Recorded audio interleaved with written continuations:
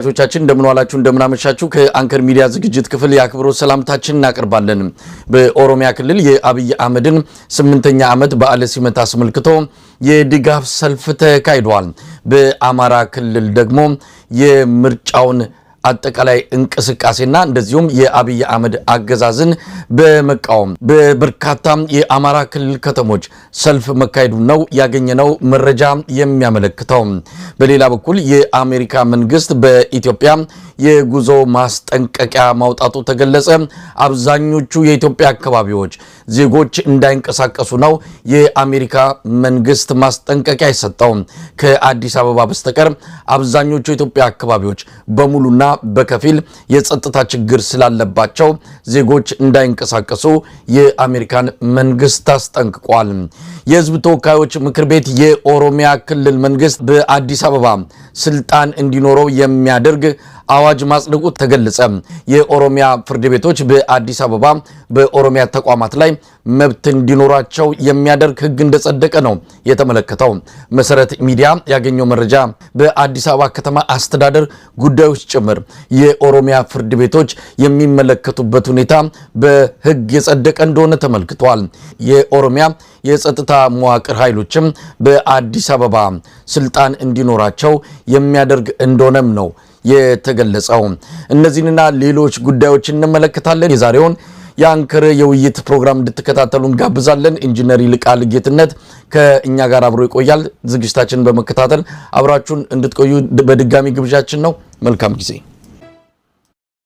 ሰላም መሳይ፣ እንደምን አለ? እንዴት ሰነበትክ?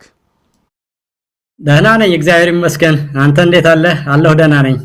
ቶሎ ተገናኘን። አሁን ያው እንግዲህ ነገሮች እየፈጠኑ እየመጡ ነው። ምናልባት ባለፈው ሳምንትም ስንገናኝ የዚህን አገዛዝ ዕድሜ ከ6 ወር ብዙም አይበልጥም ብለ በብልጽግናው መንደር ትንሽ ጫጫታ ተፈጥሮ ነበረ።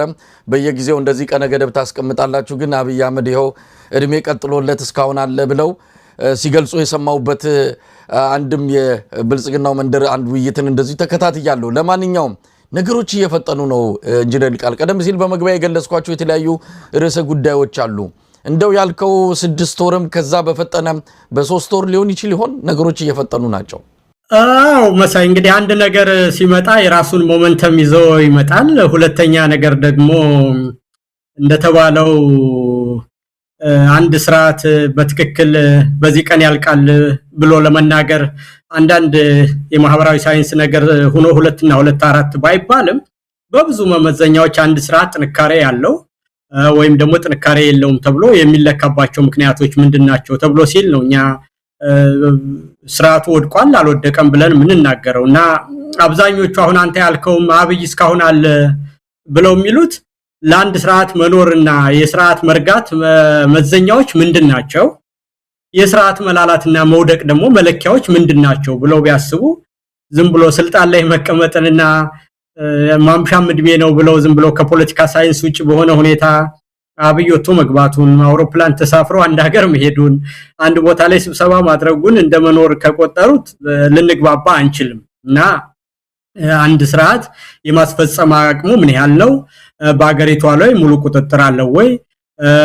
በአጠቃላይ እንደነው የህዝብ ተቀባይነት ላይ ያለው ሁኔታ ምንድነው? ኢኮኖሚው ምን ይመስላል? ፖለቲካው ምን ይመስላል? ዲፕሎማሲው ምን ይመስላል? እነዚህ ነገሮች ወስደህ ስትደምርና ስትቀንስ እዚህ ሀገር በየጊዜው እንደምንሰማው አሁን የመንግስት ተቀባይነት ኦፒኒየን ፖል እየተባለ በየጊዜው ይወጣል እንደምታየው የህዝብ አስተያየት ማለት ነውና የሚቀጥለው ምርጫ የፕሬዝዳንት ትራምፕ መንግስት አያሸንፍም እየተባለ ሲተነበይ በተለያዩ መንገዶች ቃል የገባቸውን ነገሮች በምን ያህል ፈጽሟል ምን ያህሎቹን አልፈጸመም ተብሎ ነው የሚባለውና አሁንም እኛ ሀገር ያለው ነገር ሀገሪቷ በጦርነት እየታመሰች ነው። በሀገሪቷ ላይ ሙሉ ቁጥጥር የለውም። በአብዛኛው ቦታዎች ላይ በትጥቅ ኃይሎች ተወስዶበታል።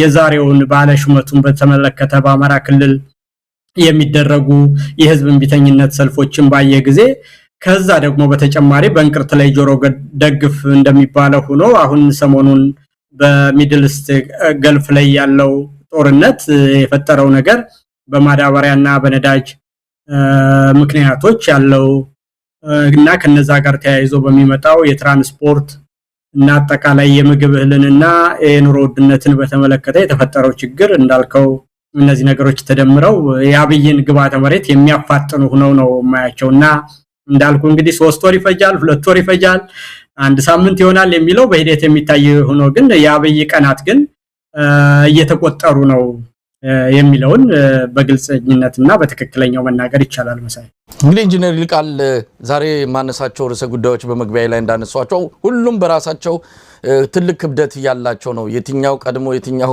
ተከትሎ እንደሚመጣ አላቅም ሁሉም እንደየክብደታቸው በአገሪቱ ያለውን ሁኔታ አጠቃላይ የሚወስኑ ናቸው ለማንኛውም ነው ከአሜሪካ የማስጠንቀቂያ እንጀምር ሰሞኑን እንግሊዝ አንድ ማስጠንቀቂያ አውጥታ ነበር ዜጎቿ በኢትዮጵያ የሚያደርጉትን ጉዞ በተመለከተ በአብዛኛው አካባቢ መሄድ እንደማይገባ የሚገልጽ ማሳሰቢያና ማስጠንቀቂያ አውጥታ ነበር በተለይም በትግራይ ክልል በኦሮሚያ በከፊል በአማራ ክልል በቤኒሻንጉል በጋምቤላ በአብዛኛው የኢትዮጵያ ከጎረቤት ሀገራት ጋር በመትዋሰናቸው የድንበር አካባቢዎች ምንም አይነት የጉዞ እንቅስቃሴ እንዳይደረግ እንግሊዝ ገደብ ጥላ ነበር ወይም ደግሞ ማሳሰቢያ ምክር ሐሳብ ሰጥታ ነበር ለዜጎቿ የትላንቱ የአሜሪካ መንግስት መግለጫ ደግሞ ትንሽ ጠንከር ያለ ነው እውነት ለመናገር እኛ በመረጃ ደረጃ እንደዚሁ ወጣ ገባ የሚሉ አንዳንድ ጉዳዮችን ነበር ስንከታተል የነበረው በአሜሪካ መንግስት በኩል እንደወጣ ከሆነ ያልታሰቡ አካባቢዎች እንደው የጸጥታ ችግር የለባቸውም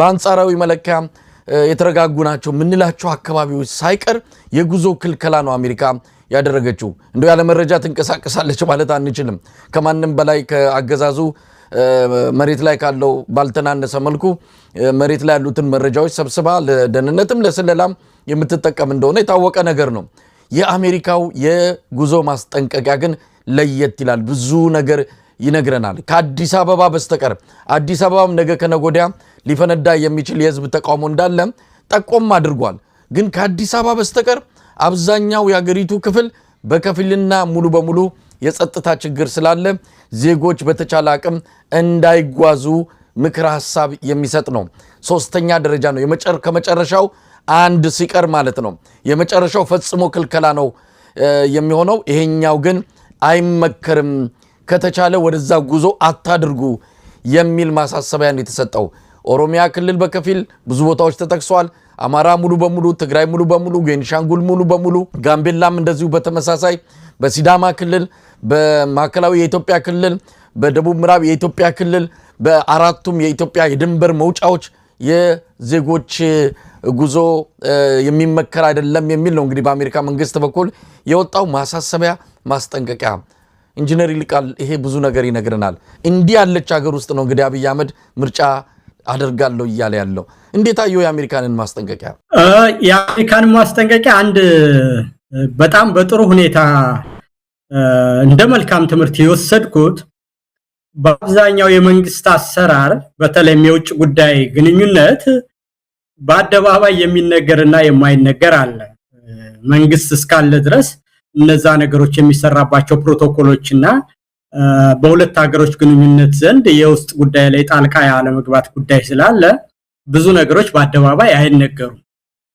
ያ ለመነገርን በአብዛኛው የኛ ሀገር ሰው አሁን በዲፕሎማሲው መንገድ ያልተሰራ ስራ አለ ለአሜሪካ አልታወቀም ዓለም አቀፍ ተቋማት እንደማያውቁ እንደዚህ ተብሎ በአብዛኛው የሚነገር ነገር ነበር አይደለ አሁን ከዚህ የምንረዳው ግን የኢትዮጵያን ሁኔታ አሜሪካ ጓዳ ጉድጉዳው ድረስ ስፔሲፊክ ሁኔታዎች የእያንዳንዱን ኤሪያ ዩኒክነስ አይቀር ኦሮሚያ ውስጥ ያለው የስጋት ደረጃ በምን እንደሚገለጽ ሽብር የቱ ጋር እንዳለ ኤትኒካሊ ሞቲቬትድ የሆነ ግድያ የት ቦታ እንዳለ ወንጀልና አጠቃላይ የትጥቅ እንቅስቃሴ የቱ ቦታ እንዳለ እያንዳንዱ ቦታ ላይ ያለው የወንጀል አይነት የተለያየ ነው ራሱ እዛ ጋር የጠቀሱበትን ሁኔታ ካየ ከዚህ የምትረዳው የአሜሪካ መንግስት የኢትዮጵያን ሁኔታ ጓዳ ጎርጎዳዋን ሁሉ እንደሚያውቀውና የማያውቁት ነገር እንደሌለ በትክክል መረዳትና ለዛ ደግሞ እርግጠኛ የሚያደርገን ነገር ነው የሰጡን ማለት ነው ስለዚህ በአደባባይ ስላልተናገሩ የሆነ መግለጫ አቋም ወስደው ስላልገለጹ ወይም ደግሞ በተለያየ ቦታ የሚገልጹባቸው ሁኔታዎች ሞንሙነው ስለገለጹ በዲፕሎማሲ ንግግር በፕሮቶኮል በዛ መንገድ ስለሚገለጽ እንጂ ሁሉንም ነገር ዕውቀት እንዳላቸውና የኢትዮጵያ ሁኔታ ግንዛቤ በሚገባ እንዳላቸው በአጠቃላይም ከድጡ ወደ ማጡ እንደሆነ በደንብ እንደሚረዱ የሚያሳይ ነው። ሁለተኛ በዚህ ደረጃ መግለጫ የአሜሪካ መንግስት ይሄን ያህል በከፋ ሁኔታና አጠቃላይ ኢትዮጵያን በማዳረስ ሁኔታ መግለጫ ሲወጣ እኔ እስከማስታውሰው ድረስ በዚህ ደረጃ የሆነበት ጊዜ ያለ አይመስለኝም። አላስታውስም አትሊስት። እና ይሄ የሚነግርህ የኢትዮጵያ ሁኔታ ከመቼውም ጊዜ በተለየ ሁኔታ አደገኛ ሁኔታ ላይ መሆኑን የሚያረጋግጥ ነው። ይሄን ደግሞ የአሜሪካ መንግስት ትልቅ መንግስት ነው። ደህንነቱ መዋቅሩ ያንን የማስፈጸሚያና የመሰብሰቢያ ዘዴዎቹ ሁሉና ያንን የሚያደርግባቸው የሰራተኞችና ዘዴዎችና ሪሶርሶች ሁሉ ያሉት ትልቅ መንግስት በመሆኑ በዛ ደረጃ የሚገለጽ ነገር እጅግ በጣም አሳማኝና አስተማማኝ መሆኑን በሌላ ወገን ደግሞ በአደባባይ አብይ 8ኛ ዓመቱን በሚያከብርባትና በለተቀኑ ላይ መሆኑ ደግሞ ይሄ ራሱን የቻለ ደግሞ በዲፕሎማሲ ያለው መልእክት ትልቅ ነገር እንደሆነ የሚያሳይ ነገር ነው። መሳይ ኢንጂነር ሊቃንዶ ከምርጫውም ጋር እናያይዘው አሁን በአማራ ክልል ወደ ኋላ ላይ የምናነሳቸው ተያያዥ ጉዳዮች ቢኖሩም በአማራ ክልል ምርጫው ሊካሄድ የማይችልባቸው ብዙ ነባራዊ ሁኔታዎች እያየን ነው። ዛሬ በትክክልም በአማራ ክልል ማን ነው የበላይነት ያለው ማን ነው አብዛኛውን የአማራን ቀጠና የተቆጣጠረው ለሚለው በቂ ምላሽ ከማስረጃ ጭምር የቀረበበት ዕለት ነው። አሜሪካ በዚህ ደረጃ እንግዲህ ከአዲስ አበባ በ100 ኪሎ ሜትር ራዲየስ ርቀት ላይ ባሉ አካባቢዎች በሙሉ የሰላም ሁኔታ እጅግ አሳሳቢ ነው። በኦሮሚያ ክልል በራሱ ብዙ ዞኖች ነው የተጠቀሱት። ወለጋ ሁሉም ዞኖች ተካተዋል። ሌሎች አካባቢዎች በኦሮሚያ ጉጂ፣ ቦረና፣ የምዕራብ ሸዋ አጠቃላይ አካባቢዎች፣ ደቡብ ሸዋ፣ ምዕራብ ሸዋ፣ ሰሜን ሸዋ፣ ምስራቅ ሸዋ ያልተጠቀሰ አካባቢ የለም። እነዚህ ሁሉ በሰላም እጦቱ እየተሰቃዩ እንደሆነ ተጠቅሷል። ስለዚህ ምርጫ የሚባለው ነገር ምንድነው? እስቲ የአሜሪካን የጉዞ ማስጠንቀቂያ ከምርጫው ጋር አገናኝተ እንዴት ተመለከተዋለህ? እንግዲህ ተመልከት፣ ምርጫ በራሱ ጊዜ ሰፋ ያለ እንቅስቃሴን የሚጠይቅ ነገር ነው አይደለም? ህዝብ መሰብሰብ አለበት፣ ሰላማዊ ሰልፍ መደረግ አለበት፣ ሐሳብን ለማስተዋወቅ ያዳራሽና የአደባባይ ስብሰባዎች የምታደርግበት ሁኔታዎች ይፈጠራሉ። የመኪና ላይ ቅስቀሳ የምታደርግበት ሁኔታ አለና በገፍ አጠቃላይ የህዝብ ሞቢላይዜሽን የሚደረግበት ትልቅ አጠቃላይ ሀገራዊ ኢቨንት ሆኖ ሰፊ ንቅናቄን የሚጠይቅና ልዩ የጥበቃና የደህንነት ስራም የሚያስፈልግበት ህዝብም እንደ አጠቃላይ እንደ አንድ ሀገራዊ ፕሮጀክት ሆኖ በሙሉ እንቅስቃሴና ትልቅ ሞቲቬሽን ውስጥ የሚገባበትና ህዝብም አንዳንዴ አለፍ ሲል ወደ ስሜታዊነት ደረጃ ሁሉ የሚገባበት ሰዓት ነው አይደለም? ይሄ ትልቅና ሀገራዊ ፕሮጀክት ትልቅ የህዝብ እንቅስቃሴ እና ወሳኝ ሁኔታ በሚደረግበትና እንደ ህዝብና እንደ ሀገር በምንንቀሳቀስበት ሁኔታ በሌላ ወገን ግን የአሜሪካ መግለጫ የሰጠው ግለሰቦች ለምታደርጉት እንቅስቃሴ የግል እንቅስቃሴ እንኳን አደጋ ላይ ይገባል ነው። እንግዲህ የአሜሪካ መንግስት መግለጫ አንድ ግለሰብ ነህ ወጥቶ ለመግባት ትቸገራለህ፣ በሽብር ልትገደል ትችላለህ፣ በታጣቂዎች ልትገደል ትችላለህ፣ በወንጀለኞች ልትገደል ትችላለህ፣ በድንበር ጉዳይ ውስጥ ባለ ጉዳይ ምክንያት ልትገደል ትችላለህና እንደ አንድ አሜሪካዊ ዜጋ በዚህ ደረጃ ውስጥ እንቅስቃሴ አይመከርም ነው ያሉት። በግለሰብ ደረጃ እንግዲህ እንቅስቃሴ ማድረግ በማይቻልባት ኢትዮጵያ ውስጥ ምርጫን የሚያክል ስሜታዊና እንደ ሀገር ህዝባዊ ንቅናቄ የሚደረግበትን ፕሮጀክት ማድረግ ይቻላል ወይ? ቀላል ጥያቄ ነው። ለግለሰብ አንተ መሳይ በግለሰብ ደረጃ አዋሳ ሄደህ ብትሄድ ምናልባት የአሜሪካ ዜግነት ካለ አልመክርህም፣ ትገደላለህ፣ ስለዚህ አትሂድ ከተባልክ የአንድ ፓርቲ አጠቃላይ አርማ ይዞና ህዝባዊ ንቅናቄ አድርጎ የአዳራሽ ስብሰባና የህዝብ ስብሰባ ለማድረግ እንዴት ብሎ ነው እንቅስቃሴ ማድረግ የሚችለው ማለት ነው?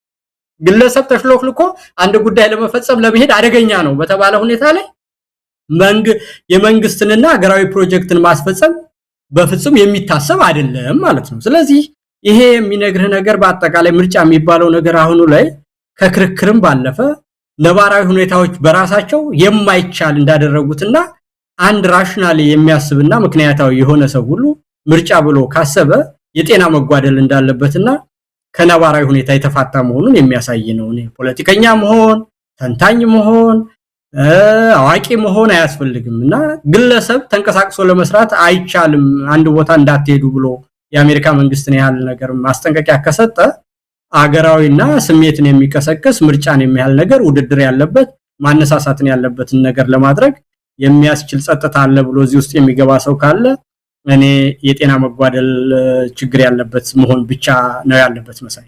እንግዲህ የአሜሪካ መንግስት የጉዞ ማስጠንቀቂያ ኢንጂነር ይልቃል እኛ ያው በአሜሪካ ደረጃ ስለቀረበ እንጂ በየቀኑ የምንዘግበው በየቀኑ መሬት ላይ ያለውን የጸጥታ ችግር አጠቃላይ ጦርነቱንም የዓለመረጋጋቱንም በማስረጃ በመረጃ እያደረግን ለኢትዮጵያ ሕዝብ ስናቀርብ ቆይተናል። አሁን የአሜሪካ መንግስት ያጋለጠው ይሄንን ነው።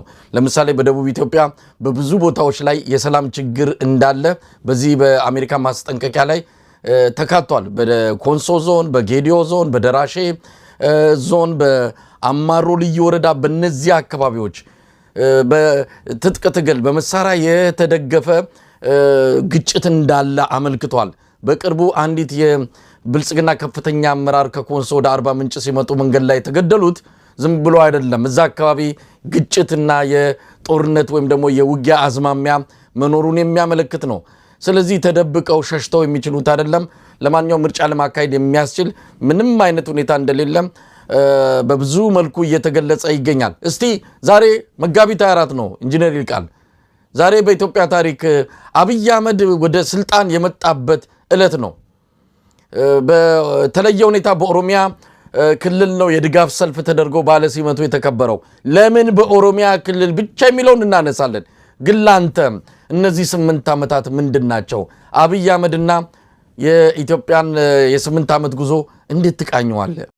እንግዲህ 8 ዓመቱ እንዳልከው በየጊዜው እንደምንዘግበው እንዳልከው አንተ አሁን በእያንዳንዱ ቀን በእያንዳንዱ ሁኔታ እኔ እናንተም እዚህ አሜሪካ ከመጣሁ ጀምሮ ኦልሞስት ለ2 ዓመት ተኩል በእያንዳንዱ ጊዜ የምንሰራው ስራ ነው። ችግር የሆነው የአብይ ደጋፊዎች አንድ መንግስት የሚወድቀውም ሆነ የሚሞተው በአንድ ቀን ጀንበር ሳይሆን በሂደት ከነበረበት ሁኔታ ቁልቁል እየሄደ የድጋፍ መሰረቱ ተሟጦ መጨረሻ ላይ ክንብል የሚልበት ሰዓት የተከታታይ ትግሎች ውጤት እንደሆነ ያሳያል ማለት ነው። ለምሳሌ የመሳይ አድማጭ ስፋት እየበዛ ከሄደ የአማራ ህዝብ እንቅስቃሴ አጠቃላይ በጠመንጃም ሆነ በሰላማዊ ትግል እየተደራጀና ግልጽ እየሆነ ከመጣ ከሌሎች ጋር እንዴት እንደሚሰራ እየታወቀ ከመጣ እነዚህ ነገሮች ሁሉ የሥርዓትን መውደቅ አጠቃላይ ማሳያ ናቸው እና በአጠቃላይ በ8 ዓመት ውስጥ የነበረው ሁኔታ የህዝብን የረጅም ጊዜ ትግል ውጤት በአንድ ወፈፌ በሆነ ሰውዬና ደመጋግ በሆነ ሰውዬ ተጠልፎ የሀገሪቷ ሁኔታ ሁሉ ከዛን ጊዜ ጀምሮ መከራ ይገባንበት ጦርነት፣ እልቂት፣ ረሃብ፣ የሃይማኖት ተቋማት አጠቃላይ በኢትዮጵያ ውስጥ አሉ የሚባሉ የማህበረሰብ ትስስሮችን ሁሉ ለመበጣጠስ በንቃት የተሰራበት በኢኮኖሚና በኑሮ ውድነት ህዝቡ ስቃይ ውስጥ የገባበት አጠቃላይ በኢትዮጵያ ውስጥ መንግስት መለኪያ ተብሎና የመንግስትን መኖርና የሰላም መንግስት በሚባልባቸው ሁኔታዎች ሁሉ ዜሮ ገብተን በሌላ ወገን ግን ህዝብን ከህዝብ የሚያጋጭ ጦርነትን የሚያባብስ ከጎረቤት ሀገር ጋር ግጭት ውስጥ የሚያስገባ የህዝብን ተዘዋውሮ የመስራት መብቶች ሁሉ የገደበ በመንግስት መዋቅሮች ሁሉ አጠቃላይ ጉዳይን ማስፈጸምና ያለ ጉቦና ያለ ምልጃ ያለ ዝምድና ጉዳይ ማስፈጸም የማይቻልበት ሁኔታ ዝርፊያና ኃላፊነት የጎደለው ተግባር በሰፊው የተሰማራበትና በአጠቃላይ ህዝብ ለህዝብ ጥርጣሬ እንዲገባው በመንግስት ደረጃና በአቋም ደረጃ የሚሰራበት ሁኔታ ላይ እንገኛለን። ያ ሁሉ እንግዲህ አልበቃው ሲል የመጨረሻ ካርድ የሆነችውን ነገር የኦሮሞ መንግስት ነኝና ኦሮሞ ሌላው ሊያጠፋህ መጣብህ የምትለዋን የመጨረሻዋን ካርድ ለመጠቀም እንዳልከው የመጨረሻው 8 ዓመት የመሞቻው ዘመን ላይ ሰልፎችን በኦሮሚያ ብቻ ያደረገበትና ያንንም ደግሞ ከጎናችሁ ነኝ ለማለት ከአዲስ አበባ ጋር ተያይዞ ይነሳ የነበረውንም ነገር የበለጠ ከናንተ ጎንኝ እናንተ የምትፈልጉትን አደረኩ ለማለት ዛሬ የተለየ አዋጅ ያወጣበት ቀን ነውና በአጠቃላይ ሁሉም ነገር አጠቃላይ የኢትዮጵያ ሁኔታ ሁሉ ተሸምቅቆ በአብይ አህመድ ስር የገባበት አብይ አህመድ ደግሞ የኦሮሞ ህዝብ ውስጥ ለመሸጎጥ ከሞት ለመዳን የሚፍጨረጨርበት ዘመን ላይ እንገኛለን መሳይ። ኢንጂነር ቃል እንግዲህ 8ኛ ዓመቱን ስናስብ ብዙ ነገሮች ይመጣሉ። ምናልባት የህወሓት የ7 ዓመት ዘመን ይህንኑ የብልጽግና ቁጥሩ ወይም የኢህአዴግ ቁጥሩ 2 የሆነ የኢህአዴግ ሙጣጭ የሆነን የኢህአዴግ ብዙ ጊዜ አንተ የምትለዋለ ዝቃጭ ብዙ መገለጫ ታደርገዋለ ከዛኛው የከፋ እነዛ በተወሰነ ደረጃ እንደው መንግስት ለመምሰል የሚሞክሩት ቅርጽ አላቸው። ይሄ ቅርጽም ምንም የሌለው ዝም ብሎ በዋል ፈሰስ የሆነ አገዛዝ ኢትዮጵያን ከተቆጣጠረ ካለፉት 8 ዓመታት ጀምሮ እውነት ለመናገር በግሌ የህወሓትን ዘመን መከራዎች ሁሉ እስከመዘንጋት የኢትዮጵያ ህዝብም መቼም ያለፈን ሁሉ የሚያመሰግን የሆነበት ተቸግሯልና የትላንቱ ይሻላል የሚልበት እንደዚህ አይነት ኢትዮጵያ ጨለማ ውስጥ የገባችበት ዘመን አይተናናቀም። እኔም አንተም በቅርበት የህወሓትን ዘመን በተወሰነ ደረጃ እናውቀዋለን። ነገር ግን እንዲህ ኢትዮጵያ ታፍና ሁሉ ነገር ዝጎ ነው አንድ አቅም የሌለው በቄሮና በፋኖ በተለያዩ ወጣቶች ትግል ወደ ቤተ መንግስት የገባ አንድ እንኳን ጥይት ተኩሰው ታግሎ እንኳን አይደለም ቤተ መንግስት የገባው በፌስቡክ በተለያዩ ማህበራዊ ሚዲያዎች ቅስቀሳና ጩኸት ቤተ መንግስት የገባ ሰው ያንን ከተቆጣጠረ በኋላ ግን ሀገሪቱን ቁልቁል እየወሰደ በሁሉ ረገድ የሀገራት ጭራ አድርጓት በአሁኑ ሰዓት ኢትዮጵያ ኮስሳና ኮስምና በጎረቤቶቿ ተጠምዳ ከሁሉም ጎረቤቶቿ ጋር የተጣላችበት ዘመን ላይ እንገኛለን። እውነት ይሄ ዘመን እንዲሁ በቀላሉ የሚገለጽ ነው ወይ? እንግዲህ እዚህ ዘመን ላይ ሆነን ነው ለምን በኦሮሚያ ክልል ብቻ ተደረገ? አሁንም አብይ አህመድ የጥፋት ድግስ እያዘጋጀ ነው። ሴራ እየጠመቀ ነው። ጥላቻ በኢትዮጵያ መሃል በደንብ አድርጎ ስር እንዲሰድ እያደረገ ነው። ለምን የኢትዮጵያ ጠቅላይ ሚኒስትሩ ነው ለውጡ የመጣው በሀገር አቀፍ ደረጃ ሆኖ በኦሮሚያ ክልል ብቻ እንዲከበር ፈለገም? ይሄ ደግሞ ዘንድሮ ብቻ አይደለም በተከታታይ ነው። እነ ሽመልስ አብዲሳ መጣው ብልጽግና የኦሮሞ ህዝብ አምጦ የወለደው ድርጅት ነው፣ ብልጽግና መንካት የኦሮሞን አይን መንካት ነው እያሉ ነው። እንደው ይሄንንስ እንዴት ታየዋለ? እንግዲህ በመሳይ እኔና አንተ ስንነጋገር ለአድማጮችም እና በተለይ ወጣት ለሆኑ በሂደትም ሆነ በልምድ አጠቃላይ ከኛ እድሜ በታች ለሆኑ ልጆችም ትምህርት እንዲሆንና አጠቃላይ የነበርንበትን ሁኔታ ከየት ተነስተን የት ደረስ የአብይ ስርዓትስ መገለጫዎች ምንን ያመለክታሉ የሚሉትን ነገሮች በእርጋታ ሳይንሳዊ በሆነ ሁኔታ ማየት ያስፈልጋል ይመስለኛል። በዛ ሁኔታ ስናየው ለመፍትሄውምና ለሚያጋጥመን እንቅፋትም መፍትሄዎችን ለማግኘትና በትክክል ለመራመድ እድል ይሰጠናልና ቅድም የኢህአዴግ ስርዓት መውደቁ ተገቢና እኔና አንተም በተለያየ መንገድ ሆነን ስንታገለው የነበረ አንተ በሚዲያው ዘርፍ ሆነ እኔ በፖለቲካ ድርጅት ስንወጣ ስንወርድ የነበረበት ነው። ያ ስርዓት መወገዱ በምንም አይነት የሚያጸጽት አይደለም። የኢህአዴግ ለምን ወደቀ የሚለው በራሱ ጥፋት የመረጠው የፖለቲካ አስተሳሰብና የኢኮኖሚ ፖሊሲ አርጅቶ በስብሶ ወደቀ።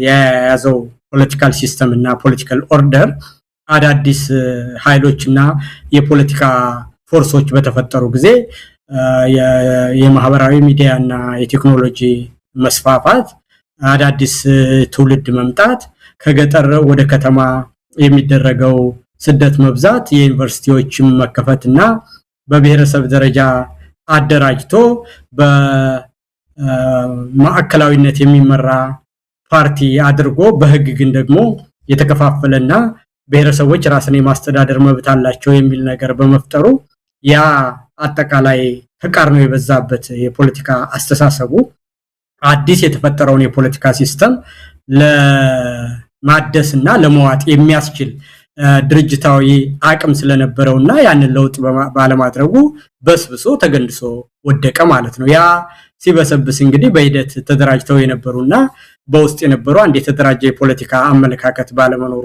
ምክንያት እዛ ውስጥ የነበሩት ሰዎች ተለውጠናል ብለው አብይን ፈጠሩ ማለት ነው። እንግዲህ የዚህ ሰውዬ ደመጋግ ባህሪ የብሔረሰብ ፖለቲካ አጠቃላይ ህዝበኝነትም ተጨምሮበት ደግሞ ከዛ በኋላ የኢህአዴግ የፖለቲካ አስተሳሰብ ከወደቀና ካረጀ በኋላ አዲስ የፖለቲካ አስተሳሰብ ሳይገባበት ሰውየው ብቻ ወደ ኦሮሞ ሲሆን ያንተ መንግስት ነኝ ይላል፣ አማራ ሲሄድ ደግሞ የድሮ ስርዓት የሚናፍቅና አዳሃሪ የመሰሉ አመለካከቶች ያደርጋል፣ ወደ ትግራይ ሲሄድ ደግሞ በትግረኛ እናንተ ሞተር ናችሁ ይላል። እንደዚህ ያምታታ አንድም ግልጽ የሆነ የምንገኝበት ሁኔታ ምንድነው፣ ከዚህ ተነስተን ደግሞ ወዴት ነው የምንሄደው የሚል አንድ አይነት የፖለቲካ አስተሳሰብ ሳይኖረው ዝም ብሎ ህዝብን በማምታታትና በማደናገር እኖራለሁ ያለው ነገር ያ የማጭበርበርና የማደናገር ነገር ሁሉ አጠቃላይ አብቅቶ ያንን አልችል ሲል ተስፋ በመቁረጥ እንደው በእያንዳንዱ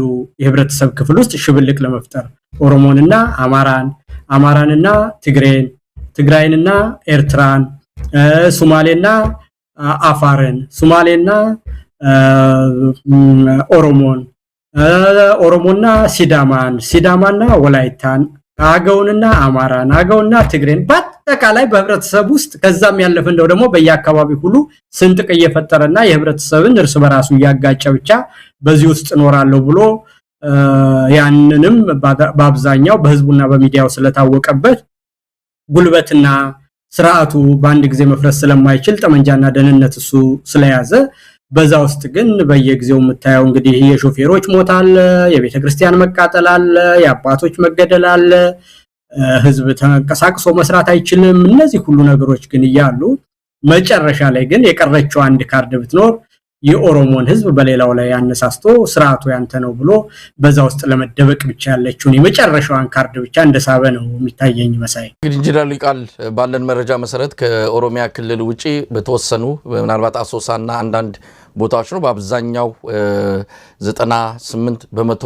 ይሄ አብይ አህመድ በዓለ ሲመት በድጋፍ ሰልፍ የተከበረው በኦሮሚያ ክልል መሆኑን ማረጋገጥ ተችሏል። እንደው በተቃራኒው ደግሞ በአማራ ክልል እውነት ለመናገር እንደኔ ያልጠበቅኩት ትዕይንተ ህዝብ ነው የተካሄደው። ዛሬ በዚህ ደረጃ በአማራ ክልል ማንም ሳይገፋፋው ይሄ ሰልፍ በኦሮሚያ ክልል የተካሄደውና የአብይ በዓለ ሲመትን ለማክበር የወጣው የድጋፍ ሰልፍ በሙሉ በሙሉ የብልጽግና ግፊት ያለበት አብዛኛው በአስገዳጅ ሁኔታ የተከናወነ በመዋቅራቸው ቲሸርት በማሳተፍ ኮፍያ በማሳተፍ ብዙ መፈክሮችን ራሱ ብልጽግና አዘጋጅቶ ህዝቡን አስገድዶ ያስወጣበት እንደሆነ ይታወቃል። የአማራ ክልሉ በዛ ደረጃ የሚጠቀሳል ራሱን የወጣው ነፃ ስለሆነ ነፃ ህዝብ ደግሞ ስሜቱን ለመግለጽ የማንንም ትዕዛዝ የማንንም ግፊት አይጠብቅም። የወጣው ደግሞ መጋቢት 24 የአማራ ህዝብ ዳግም ለጭቆና የተዳረገበት በህወሓት ዘመን የመጣበትን ቀበር እገላገላለሁ ሲል አብይ ተጨማሪ በጣም አስከፊ የሆኑ የጭቆና ቀንበሮችን የጣለበት ጥቁር ቀን ተደርጎ የሚታሰብ ነው ለአማራ ህዝብ። ይህንን አደባባይ ወጥተው ገልጸዋል። ሁለት መልእክቶችን ያስተላለፉት አንደኛው መጋቢት 24ን ማውገዝ ነው። ይህን ቀን ለአማራ ህዝብ ብሎም ለኢትዮጵያ ህዝብ ጥቁር ቀን እንደሆነ ማሳወቅ ነው ለዓለም ህዝብ። ሁለተኛው ደግሞ በምርጫ ስም ጭቆናና እናስረዝምም ምርጫ ይዞ የሚመጣው ለኛ ጭቆና ነው፣ እንዲህ አይነት አገዛዝ በምርጫ እድሜ እንዲኖረው አንፈቅድም፣ ምርጫ የሚባል የለም የሚል መልእክትም ለማስተላለፍ ነው። እንደው በአጠቃላይ የአማራ ክልሉን ሰልፍ እንዴት አገኘው? ጠብቀህ ነበረ? በዚህ ሁኔታ ይገለጣል በዚህ ቀን ብዬ አላሰብኩም እውነቱን ለመናገር። ግን ደግሞ በአጠቃላይ በአማራ አካባቢ ያለው ፖለቲካ በጊዜ ሂደት እየበሰለ እየረጋ የህዝብ የጋራ አስተሳሰብና አመለካከት ቅርጽ እየያዘ